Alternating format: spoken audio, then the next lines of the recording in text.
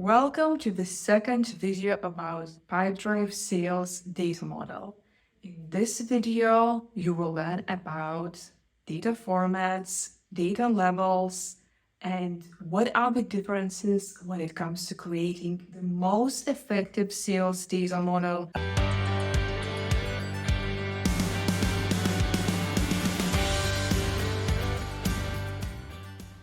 A lot of clients ask me where should I keep the information on the deal, contact, or organization level.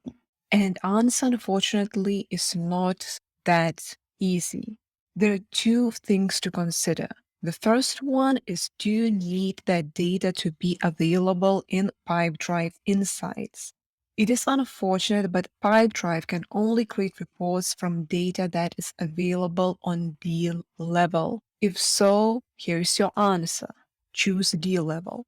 Another question is if not, and if you're using other reporting integrations, then you should be always aligned to the purpose of the object.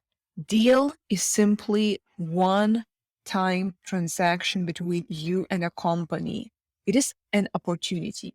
Person can have its own attributes that we talked about, like motivations, while organization has company level attributes that again are different from person and deal. I hope it helps to understand that, but always have in mind that Pipedrive Insights will provide you reporting only on deal level data.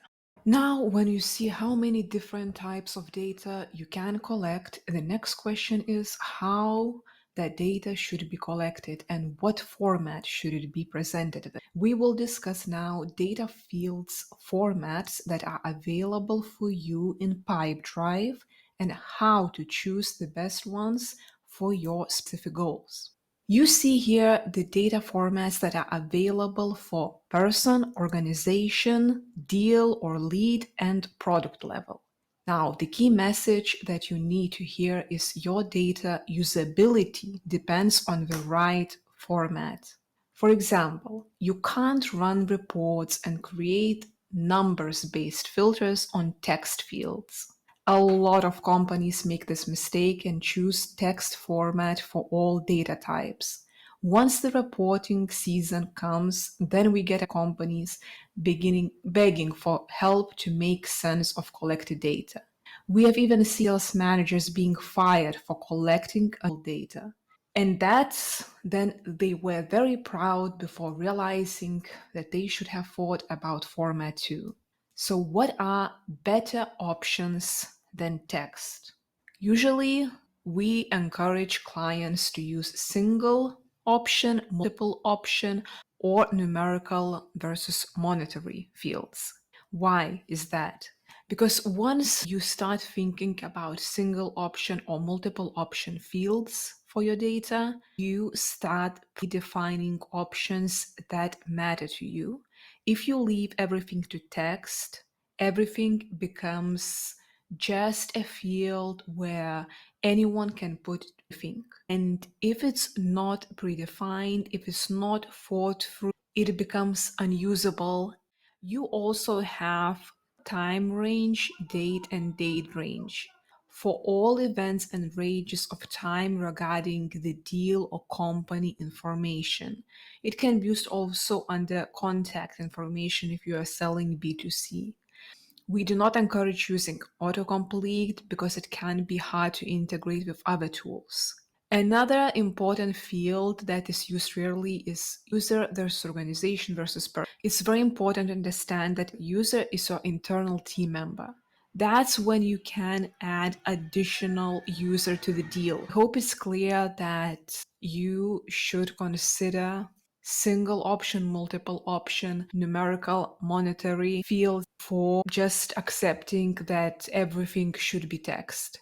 Sometimes too much, so make sure to prioritize the data that is actionable and team members understand the format and know exactly when they should choose specific option. It's time for the practical application. We have created a template that will work as a documentation of the data fields that you will then be adding to Pipedrive. You can find it in the download section. Open it, make a copy, and you can start customizing based on data that makes sense to your business. The original one has many examples added, as you can see, but you can always delete them and start from scratch. Make sure you keep the first one, as we have added the predefined options for much faster work. During this stage, you will work only on person, organization, and D level. Depending on how many departments are contributing to this project, you can easily finish the initial work in just a few hours. It's nothing complex. It's just 6 columns. So first one is a field name. Name needs to be clear enough for everyone using Pipedrive. If you don't know what it is meant by the name of a field, you will either ignore it or fill the wrong data. Second column, type of data. This will help you see the variety of data that you are gathering in the CRM. At this moment, you have enough knowledge to differentiate between types of data. We have added a lot of initial examples so that you can further differentiate by comparing the examples added. Third column, Pipedrive data level that we talked about during the first lesson. As I mentioned, for now, work only on person, organization, and D level. In the next lessons, I will explain the remaining ones. Then you have a field format that we have presented to you in the last lesson. All options that we talked about are added for your comfort. You just need to remember that it's best to predefine in order to control data quality, meaning that the text option can sometimes cause many problems. In the details column, you can add options that you have predefined and other notes for your and your team's reference. And the final column is relevant if you are collaborating with other departments. Documenting purpose and requirements helps with making sure that you are making the right future decisions about the changes to data model.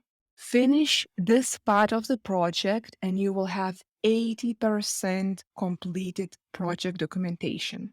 Best luck.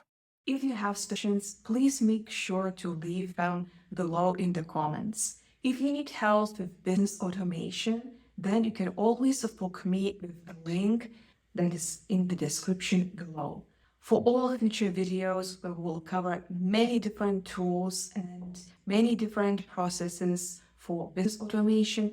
Please subscribe now.